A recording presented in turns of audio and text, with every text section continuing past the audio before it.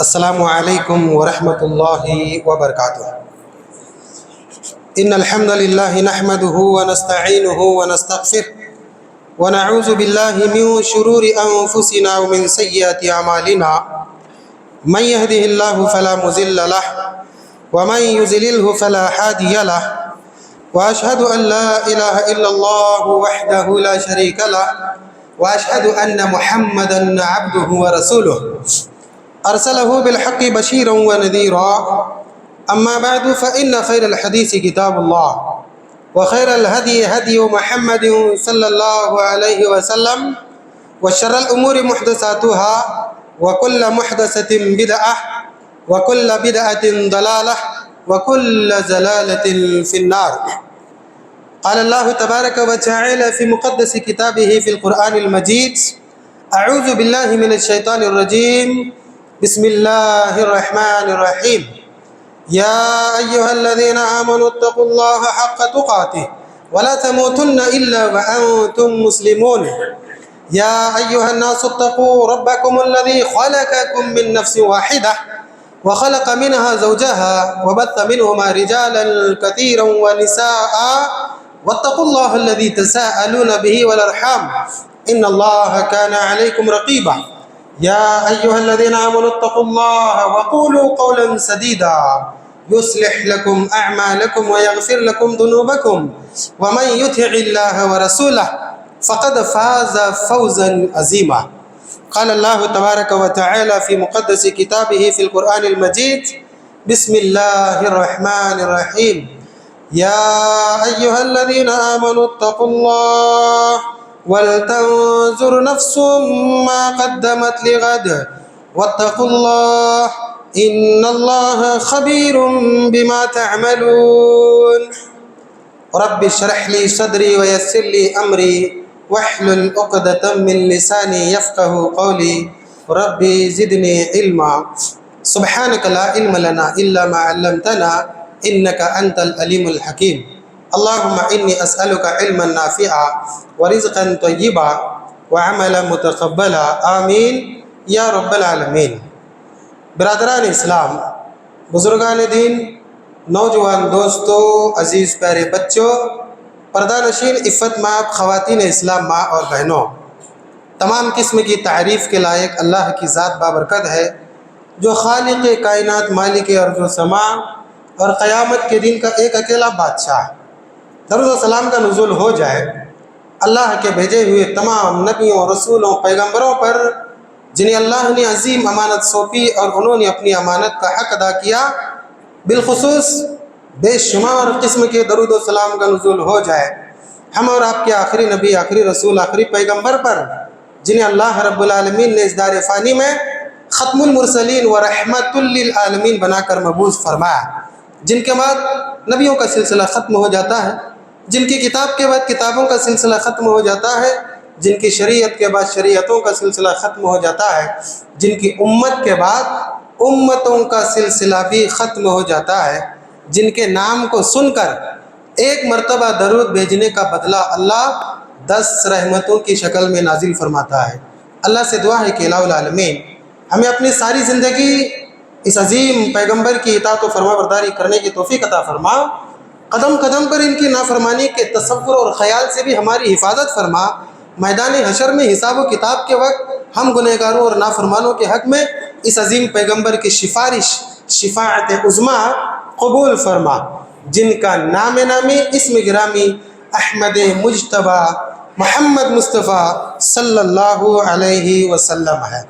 برادران اسلام، بزرگان دین، نوجوان دوستوں، پیارے بچوں، خطبہ مسنونہ کے بعد آئیے میں آج کے دور کے مناسبت سے سلگتے ہوئے موضوع کو لے کر آپ کے سامنے کھڑا ہوا ہوں۔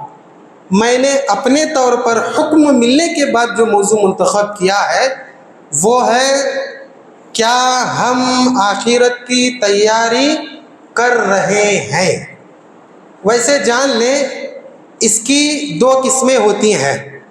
کیا ہم آخرت کی تیاری کر رہے ہیں کا مطلب کیسا کرنا چاہیے، اور دوسری قسم ہوتی ہے کیا ہم آخرت کی تیاری کر رہے ہیں کا مطلب ہم جو کر رہے ہیں کیا وہ غلط ہے؟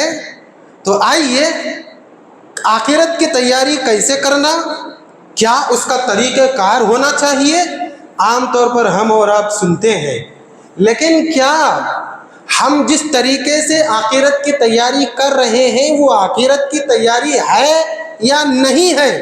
آج ہم اس سلسلے میں اپنا حساب و کتاب لینے کی کوشش کریں گے۔ ہم سب جانتے ہیں کہ اللہ تبارک و تعالی نے ہمیں اس دار فانی میں محض اپنی عبادت کے لیے پیدا کیا ہے۔ اللہ تبارک و تعالیٰ نے سورۃ الملک کے اندر ارشاد فرمایا، ہر ایک کو وہ سورہ یاد ہوتا ہے، روزانہ رات میں سونے سے پہلے وہ سورہ پڑھا جاتا ہے۔ کیا فرمایا اللہ تبارک و تعالیٰ نے؟ الذی خلق الموت والحیات لیبلوکم ایکم احسن عملا۔ میرے بندو، میں نے یہ موت اور زندگی کا کھیل اسی لیے رچا ہے، میں دیکھنا چاہتا ہوں تم میں سے اچھا کون ہے، یعنی عبادت کرنے والا کون ہے، کون اچھا کام کرے گا، کون عبادت کرے گا، اور کون اچھے کام میں سب سے اچھا کام کرے گا۔ تو زندگی کا مقصد کیا ہوا؟ اللہ کی عبادت۔ لیکن کہیں نہ کہیں ایسے لگتا ہے کہ ہم اپنے زندگی کے مقصد کو بھولے ہوئے ہیں۔ لگتا تو ہے ہم نماز پڑھ رہے ہیں، لگتا تو ہے کہ مال کا صدقہ کر رہے ہیں، زکوٰۃ ادا کر رہے ہیں، حج کو جا رہے ہیں، کچھ اور رفاہی کام کر رہے ہیں، لیکن ایسے لگتا ہے کہ ہم اپنی زندگی کے مقصد کو بھول کر آخرت کو پس پشت ڈال دیے ہیں۔ یہ میں نہیں کہہ رہا ہوں، خود اللہ فرماتا ہے۔ ہماری حالت کا جائزہ لے کر اللہ اپنے کلام مقدس میں فرماتا ہے، اللہ فرماتا ہے اقترب للناس حسابهم وهم فی غفلۃ معرضون۔ لوگوں کے حساب و کتاب کا دن ان کے سر کے اوپر ہے اور وہ ہیں کہ غفلت کی چادر اوڑھے ہوئے ہیں۔ اللہ فرماتا ہے، کسی اور کے لیے نہیں، اپنے انہی بندوں کے لیے فرما رہا ہے جن بندوں کو اس نے آخرت کی تیاری کا مکلف بنایا ہے، جن بندوں کو اس نے حکم دیا ہے کہ تمہاری زندگی کا مقصد کیا ہے؟ آخرت کی فکر کرنا ہے، آخرت کی تیاری کرنا ہے، آخرت کی کامیابی کے لیے کوشاں رہنا ہے۔ پتہ ہے اللہ تبارک و تعالیٰ نے کیا فرمایا؟ اقترب للناس حسابهم وهم فی غفلۃ معرضون، اور وہ ہیں کہ غفلت کی چادر اوڑھے ہوئے ہیں، کسی کو آخرت کی فکر نہیں ہے، کسی کو آخرت کی تیاری کا کوئی جذبہ نہیں ہے، کوئی لگاؤ نہیں ہے، کوئی انسیت نہیں ہے۔ کیا وجہ ہے کہ آخرت کی فکر اور آخرت کی تیاری میں ہم اتنے سست ہیں؟ میں ایک بات آپ کو بتاتا ہوں، اس مسجد میں افضل لوگ بھی ہیں، مفضول لوگ بھی ہیں، یعنی دنیاوی حساب سے اب میں کہوں گا تو آپ برا نہیں ماننا، ہم نے ہی کیٹیگری بنا دیے ہیں۔ کیا یہ بڑا آدمی ہے بھائی، عہدے والا ہے بھائی، پوزیشن والا ہے، بڑا ہے، وغیرہ وغیرہ۔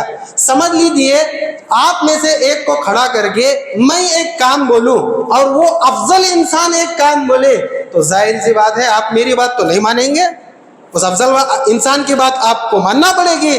اللہ تبارک و تعالیٰ نے نہ صرف یہ فرمایا کہ تم آخرت سے غافل ہو، بلکہ اللہ نے یہ بھی فرمایا میرے بندو یہ تمہاری شان کے خلاف ہے، تمہیں میں نے بھیجا ہے دنیا میں آخرت کے لیے۔ تم کھیتی کر رہے ہو یہاں، اور کسان ہو گھر میں سو رہے ہو، کسان ہو تم بازاروں میں نظر آ رہے ہو، کسان ہو ارے کھیتی تمہاری برباد ہو رہی ہے اور تم اس سے لا تعلقی اختیار کیے ہوئے، اچھی بات ہے کیا؟ نہیں۔ اللہ نے فرمایا سنو، جس کام کے لیے میں نے تمہیں بھیجا ہے اس کام کو کرو، آخرت کی تیاری کرو۔ یا ایھا الذین آمنوا اتقوا اللہ ولتنظر نفس ما قدمت لغد واتقوا اللہ ان اللہ خبیر بما تعملون۔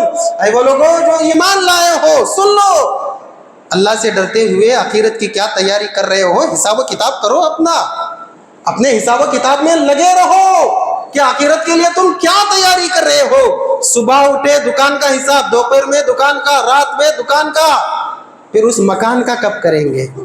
روزانہ دکان کا ہی اگر حساب چلتا رہے تو وہ مقام جو مقام اعلیٰ ہے، اور اس مقام اعلیٰ میں ایک فردوس بھی ہے، اس مقام اور اس مکان کی فکر کب کرو گے؟ اللہ نے دعوت فکر دی ہے، دعوتیں تیاری دی ہے کہ تم آخرت کی تیاری کرو. یا ایھا الذین آمنوا اتقوا اللہ ولتنظر نفس ما قدمت لغد واتقوا اللہ ان اللہ خبیر بما تعملون. دیکھو تم آخرت کے لیے کیا تیاری کر رہے ہو. عجیب بات یہ ہے کہ اللہ تبارک و تعالیٰ نے دعوت بھی دی اور ساتھ میں ہماری حالت کو بھی بیان فرمایا. اس آیت کریمہ میں سورہ حشر کے دوسرے رکوع کی پہلی آیت میں اللہ نے دعوت دی نا. اب دیکھیے اللہ تبارک و تعالیٰ سورہ اعلیٰ میں کیا فرماتا ہے. اللہ تبارک و تعالیٰ فرماتا ہے میں دعوت تو دے رہا ہوں تم کو آخرت کی تیاری کی, تمہیں جینا چاہیے آخرت کے لیے, لیکن ارے تمہاری حالت تو یہ ہو گئی ہے بل تؤثرون الحیات الدنیا والآخرۃ خیر وابقیٰ. تم تو دنیا کی زندگی کو سب کچھ سمجھ بیٹھے ہو, دنیا کی زندگی کو تم نے فوقیت دے دی, جبکہ آخرت کی زندگی دنیا کے مقابلے میں بہتر بھی ہے, باقی رہنے والی بھی ہے. اللہ نے خود فرما دیا. اتنا ہی نہیں, میں آپ کو کیا بتاؤں, عجیب بات تو یہ ہے کہ اللہ تبارک و تعالیٰ نے ہماری حالت کا جو نقشہ کھینچا ہے, تم آخرت کی تیاری نہیں کر رہے ہو دنیا کی وجہ سے. سنو اس دنیا کا مقام میری نگاہ میں کیا ہے. سبحان اللہ. سمجھانے کا بھی انداز دیکھیے اللہ تبارک و تعالیٰ کا. پیدا کس لیے کیا ہم کو؟ آخرت کے لیے. پھر کیا بتا دیا, تم آخرت کی تیاری نہیں کر رہے ہو بلکہ کرو. پھر آگے کیا فرمایا, تم نے تو میری بات کو ٹال دیا اور دنیا ہی میں لگ گئے ہو. اور سنو, جس دنیا کے پیچھے تم لگ گئے ہو, جس دنیا کے پیچھے لگ کے آخرت کو فراموش کر دیے ہو, اس کو اپنے پیٹھ کے پیچھے ڈال دیے ہو, اس کی حیثیت میری نگاہ میں کیا ہے. اللہ فرماتا ہے کل نفس ذائقۃ الموت وانما توفون اجورکم یوم القیامہ فمن زحزح عن النار وادخل الجنة فقد فاز وما الحیاۃ الدنیا الا متاع الغرور. برابر ہے حافظ صاحب. کیا فرمایا اللہ نے, ہر نفس کو موت کا مزہ چکھنا ہے, قیامت کے دن تمہارے اعمال کا پورا پورا بدلہ ہم تم کو دیں گے. جو جہنم سے بچ گیا جنت میں داخل ہوا, حقیقت میں وہ کامیاب ہوا.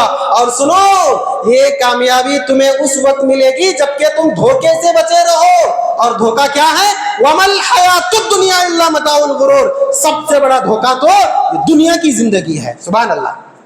وہ دنیا کی زندگی, وہ دنیا کا ساز و سامان, وہ دنیا کا مال و متاع, وہ عیش و آرام, وہ عشرت جس میں گم ہو کے ہم آخرت کو بھول بیٹھے ہیں. اللہ نے فرمایا وہ تو دھوکہ دینے والی چیز ہے. اللہ اکبر. کر رہے ہیں آخرت کی تیاری, ہم نہیں کر رہے ہیں. بعض لوگ کیا بولتے ہیں, نہیں مولوی صاحب دنیا کا مال اچھا بھی تو ہے نا. بعض لوگ بولتے ہیں کیا دنیا کا مال اچھا بھی تو ہے, اچھا مومن کے لیے ہے اور غیر مومن کے لیے کبھی اچھا نہیں ہے. کافر کے لیے, غیر مومن کے لیے, فاسق کے لیے اور فاجر کے لیے, گنہگار اور نافرمان کے لیے دنیا کا اچھے سے اچھا مال بھی اچھا نہیں ہے. کیوں بتاؤں میں آپ کو, اس لیے کہ ایک ایمان والا دنیا کا جو بھی مال حاصل کرتا ہے پرکھ کے, تمیز کر کے, تحقیق کر کے اچھی چیز کو لیتا ہے, بری چیز کو چھوڑ دیتا ہے. اور یہ کس کی روشنی میں, ایمان کی روشنی میں, ایمان کے نور میں, ایمان کے ڈاکٹریٹ میں, سائنس میں یہ ٹریٹمنٹ کر کے مال کو حاصل کرتا ہے. تو دنیا صرف دھوکے کی چیز ہے. کبھی کبھار کس کے ساتھ اچھا کام کر لے تو کر لے بھائی, کیا بری بات ہے اس میں. بھائی دھوکے باز آدمی بھی کبھی اچھا کام کرتا ہے کیا نہیں. ہمیشہ جھوٹ بولنے والا کبھی سچ بھی بول دیتا ہے کہ نہیں. ایک مرتبہ سچا ہو گیا کیا, ہمیشہ سچ بولنے والا سچا ہوتا ہے. کبھی دھوکے باز اچھا کام کرے کسی کے ساتھ تو اس کے دھوکے کو یاد کر کر کے لوگ بولتے ہیں آج دھوکے باز آدمی اچھا کام کرے, تعجب کی بات ہے. تعجب کی بات ہے اگر دنیا کسی کے ساتھ وفا کرے تو, کسی کے ساتھ وفا نہیں کرتی ہے. ٹائم نہ ہو جائے, ایک واقعہ مجھے سنانے کو جی چاہتا ہے, لمبا چوڑا ہے, مختصر کرنے کی کوشش کروں گا. دیکھیے ہمارے جو پڑوسی ملک ہیں, آج کل پڑوسی ملک ہی کہنا پڑتا ہے. سب لوگ سمجھ جاتے ہیں پڑوسی ملک بہت سارے ہیں, لیکن پڑوسی کا مطلب کیا ہے. ہاں, پڑوسی ملک میں ایک آدمی, ایک نوجوان سعودی عرب گیا. 8 سال اس نے محنت. کتنے سال آپ لوگ بھی بول سکتے, کتنے سال, 8 سال. ایک بار بھی گھر کو نہیں آیا. اور جب 8 سال کے بعد جب وہ سعودی عرب جدہ یا کہیں پر ریاض, وہاں سے فلائٹ پکڑ کے آتا ہے اپنے ملک میں, تو یہاں پر جشن کا ماحول. 8 سال بھائی, ایک سال جا کے آتا ہے تو کیسے کیسے حالات ہوتے ہیں، ملنا ملانا وغیرہ وغیرہ، 1.5 مہینہ کیسا ختم ہوتا معلوم ہی نہیں ہے۔ 8 سال کے بعد یہ آدمی بڑے جوش کے ساتھ، اور ویلکم کرنے والے اس سے زیادہ جوش میں، بیوی ہوگی، بچے ہوں گے، ماں باپ ہوں گے، بھائی بہن ہوں گے۔ 8 سال کی مدت فراقت کے بعد جب وہ ملنے آتا ہے تو سعودی سے فلائٹ میں بیٹھتا ہے، پڑوسی ملک میں اترتا ہے، پڑوسی ملک میں اتر کے وہاں سے گاڑی کر کے اپنے مکان کی طرف راستہ لیتا ہے۔ آدھے راستے میں صرف 5 منٹ کا راستہ باقی تھا، ایک بڑی ٹرک لاری آتی ہے، اس کی کار کو ایسا دھکا دے دیتی ہے، ایک جھٹکے میں اس کی جان چلی جاتی ہے۔ اللہ اکبر۔ دنیا یہ ہے، اسی لیے کیا فرمایا اللہ نے، وَمَا الْحَيَاةُ الدُّنْيَا إِلَّا مَتَاعُ الْغُرُورِ۔ اس دھوکے کے پیچھے پڑے ہوئے تم آخرت کے لیے۔ ارے اس دھوکے نے کسی کے ساتھ وفا نہیں کی ہے۔ اگر تم آخرت سے غافل ہو کے، جس طریقے سے وہ موت سے غافل ہو کے اپنے اہل و عیال سے ملنے کی چاہت رکھتا تھا، آخرت کو اگر تم بھول گئے، اس نے دھوکہ دے دیا، یہ تو گئی وہ بھی چلی جائے گی۔ کر رہے ہم آخرت کی تیاری، نہ حلال حرام کی تمیز ہے، نہ سچ جھوٹ کی تمیز ہے، نہ اچھے برے کی تمیز ہے۔ لیکن پھر بھی میں کہوں گا کہ آخرت کی تیاری اگر ہم کر رہے ہیں تو کیا واقعی میں کر رہے ہیں آخرت کی تیاری؟ کون سی آخرت پتہ ہے؟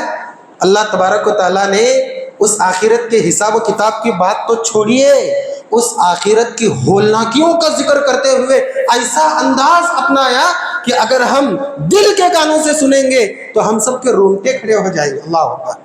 سورہ حج میں اللہ تبارک و تعالیٰ فرماتا ہے، یا ایھا الناس اتقوا ربکم ان زلزلۃ الساعۃ شیء عظیم یوم ترونها تذہل کل مرضعۃ عما ارضعت وتضع کل ذات حمل حملها وترى الناس سکارى وما هم بسکارى ولکن عذاب اللہ شدید۔ اے لوگو اس دن سے ڈرو جس کا زلزلہ بڑا سخت زلزلہ ہے۔ تم جب اس دن آؤ گے دیکھو گے اپنی آنکھوں سے کہ قیامت اس دن کی ہولناکی اتنی زیادہ ہوگی کہ دودھ پلانے والی ماں اپنے دودھ پلاتے بچے کو بھول جائے گی اور صرف اپنی فکر کرے گی، اور جن جن مادہ کے پیٹوں میں بچے ہوں گے ڈر کے مارے وہ بچے گرا دیں گے، لیکن انہیں ہوش بھی نہیں ہوگا۔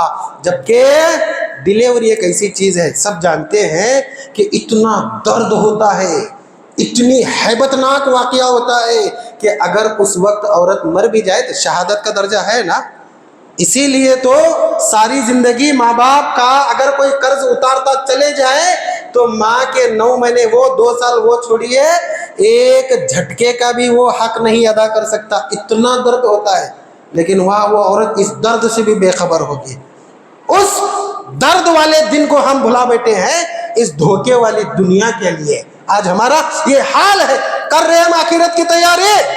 آپ لوگ سوچ رہے ہوں گے ہاں مولانا کر رہے ہیں، دل میں تو بول رہے ہوں گے نا، لیکن میں بتاتا ہوں میرے اسلامی بھائیوں اور بہنوں، اگر واقعی میں ہم کر رہے ہیں، میری 3 باتیں یاد رکھیے انشاءاللہ۔ یہ 3 باتیں میرے لیے بھی ہیں، آپ کے لیے بھی ہیں۔ اگر کر رہے ہیں انشاءاللہ اللہ کامیاب کرے گا، اور اگر واقعی میں نہیں کر رہے ہیں تو کرنے کی کوشش کریں۔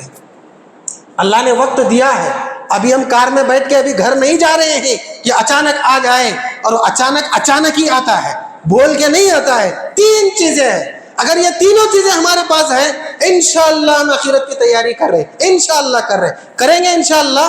سب سے پہلی چیز، اگر آخرت کی تیاری ہم کر رہے ہیں تو سب سے پہلے ہمیں ہمارے عقیدے کو درست کرنا چاہیے۔ ہمیں چاہیے کہ ہم ہمارے عقیدے کو کیا کریں؟ درست کریں۔ شرک کتنی بڑی بیماری ہے، کتنا بڑا گناہ ہے، ہم سب جانتے ہیں۔ اللہ ہر چیز کو معاف کر سکتا ہے، شرک کو معاف نہیں کرتا۔ اللہ نے فرمایا حدیث قدسی میں، ساری دنیا کی نیکیاں لے کر آؤ، لیکن اگر تمہارے پاس شرک ہے، یہ نیکیاں میں گناہوں میں بدل کے تمہیں جہنم میں داخل کر دوں گا۔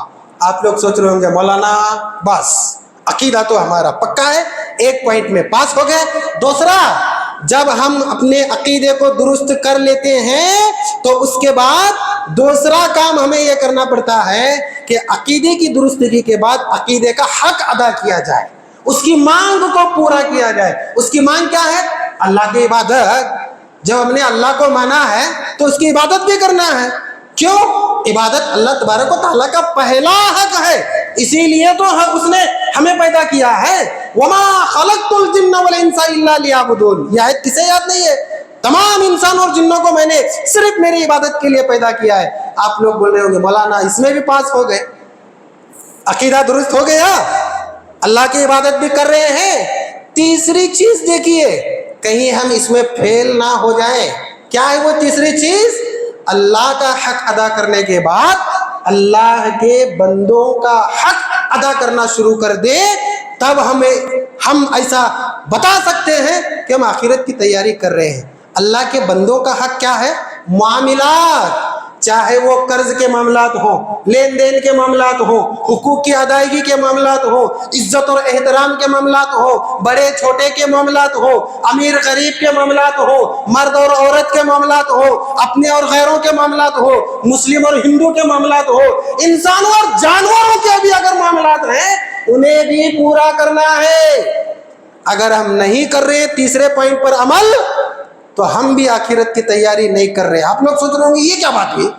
آخرت کی تیاری کے لیے عقیدہ بھی درست, اللہ کی عبادت بھی درست, صرف معاملات میں فیل ہو گئے تو ہم آخرت میں فیل ہو جائیں گے. اللہ فیل کر دے گا, نیست و نابود کر دے گا ایسے انسان کو بھی جس کا عقیدہ بھی درست ہے اور جس کا عمل بھی درست ہے حقوق اللہ کا. آپ لوگ بول رہے ہوں گے مولانا پھر حدیث قدسی میں یہ کیسا ہے کہ شرک معاف کر سکتے, شرک کے علاوہ تمام میں معاف کر سکتا ہوں, شرک کو نہیں معاف کروں گا. ساری دنیا کے گناہ لے کر آؤ, توحید لے کر آؤ, اگر میں چاہوں تو معاف کر دوں گا. مولانا یہ بھی تو حدیث ہے. میں کہوں گا اللہ نے یہ نہیں فرمایا گارنٹی میں معاف کر ہی دوں گا, اگر میں نے چاہا تو معاف کر دوں گا. آپ اللہ کی اگر یا چاہت یا مشیت کے آگے آ سکتے ہیں؟ نہیں آ سکتے ہیں. میں ایسے ہی نہیں کہہ رہا ہوں کہ معاملات میں فیل تو آخرت میں فیل, بلکہ میرے پاس ایک حدیث ہے, اتنی پیاری حدیث ہے, اتنی مشہور حدیث ہے کہ کل قیامت کے دن ہمارے نامہ اعمال میں نماز بھی ہوگی, زکوٰۃ بھی ہوگی, حج بھی ہوگا, روزے بھی ہوں گے, قربانی بھی ہوگی, بہت سارے اعمال ہوں گے. لیکن یاد رکھیے ہمارے معاملات اگر ہم صحیح نہیں کیے ہوں گے دنیا میں تو اللہ تبارک و تعالیٰ یہ قبول ہونے والے سارے اعمال کو برباد کر دے گا. اللہ اکبر. اسی لیے اللہ کے رسول صلی اللہ علیہ وسلم نے فرمایا تھا کہ ایک عورت زانیہ کتے کو پانی پلا رہی تھی, اللہ نے اس کو جنت میں داخل کر دیا, اور ایک عورت بلی کے ساتھ برا برتاؤ کرتی تو اللہ نے اس کو جہنم میں داخل کر دیا. اللہ کے رسول کا بھی یہ عالم تھا کہ ایک کتیا کے بچے کو دودھ پیتے ہوئے آپ نے دیکھا تو اس کے قریب نہیں گئے کہ کہیں وہ بچے اپنی ماں سے جدا نہیں ہوتے ہیں. ابو ہریرہ رضی اللہ تعالیٰ عنہ ایک حدیث کے راوی ہے, اور یہ حدیث صحیح مسلم میں ہے.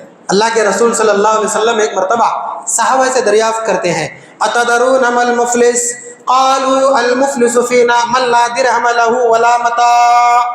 اللہ کے رسول نے پوچھا میرے صحابہ بتاؤ مفلس کسے کہتے, کنگال کسے کہتے, غریب کون ہے, لاچار مجبور کون ہے؟ صحابہ نے کہا اللہ کے رسول غریب کی کیا تعریف پوچھتے ہیں, وہ جس کے پاس نہ رہنے کے لیے گھر ہے نہ استعمال کرنے کے لیے ساز و سامان ہے. تو اللہ کے رسول نے فرمایا انما المفلس من امتی من یاتی یوم القیامت بصلاۃ وصیام وزکاۃ ویاتی وقد شتم ھذا وقذف ھذا واکل مال ھذا وضرب ھذا وسفک دم ھذا. اللہ اکبر. اللہ کے رسول نے فرمایا میری امت کا اصل مفلس وہ ہے جو قیامت کے دن ڈھیر ساری نیکیاں لائے گا, پہاڑوں کی مانند اس کی نمازیں ہوں گے, پہاڑوں کے مانند اس کے روزے ہوں گے, زکوٰۃ ہوگی, حج ہوگا, قربانی ہوگی, اللہ کے حقوق میں اس نے کوئی بھی کوتاہی نہیں کی ہوگی. لیکن یاد رکھیے ایک جھٹکے میں اللہ اس کو ایسا مفلس کر دے گا, مفلوس کر دے گا, کنگال کر دے گا. کس لیے؟ اس لیے کہ اس نے معاملات اپنے درست نہیں کیے ہوگے. اللہ اکبر. معاملات کی جب بات آتی ہے, حدیث سنیں, آخر میں اللہ کے رسول نے فرمایا کہ جب مانگنے والے آتے رہیں گے اس کے جن کے ساتھ اس نے یہ برتاؤ کیا, کسی کو مارا, کسی پر ظلم کیا, کسی کو ستایا, پریشان کیا, مال ہڑپ کیا, الزام لگایا, تہمت لگائی, غیبت کیا ہے, جو بھی اس نے ظلم کیا ہوگا اللہ اس کی نیکیوں کو ان لوگوں کو دے گا, اور جب اس کی نیکیاں ختم ہوگی ان کے گناہوں کو اس کے اوپر لاد کر اس کو جہنم میں داخل کر دیا جائے. اللہ. صرف ہم عقیدے اور عبادت کے پیچھے پڑے ہوئے ہیں، معاملات تو ہمارے پاس ہیں ہی نہیں۔ ہم یہ نہیں دیکھتے کہ اگر میرا اور ان کا معاملہ بگڑا ہوا ہے، یا تو میں اپنی نیکیاں ان کو دے رہا ہوں یا وہ اپنی نیکیاں مجھے دے رہے ہیں، نہیں معلوم۔ کر رہے ہیں محنت، ارے ایسی محنت کا کیا فائدہ کہ محنت کرے ہم، پھل کھائے کوئی اور۔ اتنے بگڑے ہوئے ہمارے معاملات۔ ایک بات بولو، معاملات کے بگاڑ کی تصویر کشی تو میں اپنے الفاظ میں شاید ہی کر سکوں۔ ایک چٹکلا بتاتا ہوں، اس سے آپ بخوبی اندازہ لگا سکتے ہیں کہ ہمارے معاملات کتنے بگڑے ہوئے ہیں۔ بتاؤ، چٹکلا یہ ہے، معاف کیجئے چٹکلا میں نے کہا ہے، ایک تمثیل ہے، یہ ہے کہ لوگ کہتے ہیں محنت کرتے رہو، کوشش کرتے رہو، جد و جہد کرتے رہو، کامیاب ہے تو گھر والے خوش، اور اگر ناکام ہے تو رشتہ دار تو خوش ہوں گے نا۔ یہ ہمارے معاملات ہیں، یعنی ہماری رشتہ داری اتنی مضبوط ہے کہ ہمیں ہمارے رشتہ داروں کی خوشی خوش نہیں کرتی ہے، بلکہ ان کی تکلیف خوش کرتی ہے، ان کی پریشانی ہی خوش کرتی ہے۔ ایک صاحب کا بیان ہے کہ میرے ساتھ ایک بہت بڑے آدمی نے بڑا ظلم کیا۔ جب میں اس کی شکایت کرنے اللہ کے پاس چلا گیا، یعنی مسجد میں آیا کہ میں اب عصر کی نماز پڑھ کے اللہ سے اس کی شکایت کروں گا، تو کیا دیکھتا ہوں کہ وہ امام کے پیچھے پہلی صف میں میرے سے پہلے آ کر بیٹھا ہوا ہے۔ یعنی دنیا میں وہ ظالم ہے، پریشان کرتا ہے، زیادتیاں کرتا ہے لوگوں کے ساتھ، لوگوں کے حقوق کی پامالی کرتا ہے، رشتہ داروں کے حقوق کو ادا نہیں کرتا ہے۔ ارے یہ حقوق کی بات چھوڑیے، احترام کا بھی حق ہم سے ادا نہیں ہوتا ہے، اور اللہ کے سامنے آ کر امام کے پیچھے، مصلی کے پیچھے آ کر بیٹھ جاتے ہیں۔ یہ ہمارا حال ہے۔ اللہ کے رسول صلی اللہ علیہ وسلم نے فرمایا، کچھ لوگوں کی نیکیاں قیامت کا دن تہامہ پہاڑ کے مانند ہوں گے۔ وہ تہامہ پہاڑ جسے دیکھ کر لوگ رشک کریں گے، کاش ہماری بھی نیکیاں اتنی زیادہ ہوں گے، لیکن اچانک ایک ہوا آئے گی، ان کی ساری نیکیاں روئی کی طرح اڑتی ہوئی نظر آئیں گے۔ صحابہ نے پوچھا، اللہ کے رسول ایسا کیوں؟ آپ نے فرمایا، یہ عبادت تو کرتا تھا لیکن اللہ کی حرام کردہ چیزوں سے نہیں بچتا تھا، اور اللہ کی حرام کردہ چیزوں میں ایک حرام کردہ چیز یہ بھی ہے کہ اللہ کے بندوں کے ساتھ ظلم کیا جائے، اللہ کے بندوں کے حقوق کو پامال کیا جائے، اللہ کے بندوں کے ساتھ زیادتی کی جائے۔ اللہ نے اس کو حرام کیا ہے نا، حباء منصورا، روئی کی طرح اعمال کو اڑائے گا۔ کر رہے ہم آخرت کی تیاری۔ ایک اور بات آخری پیش کر کے بات کو ختم کر دوں، ٹائم ختم ہوا ہے، میری بات بھی انشاءاللہ ختم ہو رہی ہے۔ آج ہمارے معاملات اتنے بگڑے ہوئے ہیں، کچھ لوگ مجھے جانتے نئے ہیں تو معاف کیجیے، بتانے کے لیے کہہ رہا ہوں، سمجھانے کے لیے، سمجھنے اور سمجھانے کے لیے۔ ہمارے معاملات اتنے بگڑے ہوئے ہیں کہ ہم نماز جب پڑھتے ہیں تو آزو بازو ہی کھڑے ہوتے ہیں، اس کے پیر کو لگے ہوئے ہیں، ٹخنا ٹخنے سے لگا ہوا ہے، کندھا کندھے سے لگا ہوا ہے، لیکن دونوں دل جو اوپر آنے کے بعد سینے کے اندر ہے، یہ اس کے خلاف دھڑک رہا ہے اور یہ اس کے خلاف دھڑک رہا ہے۔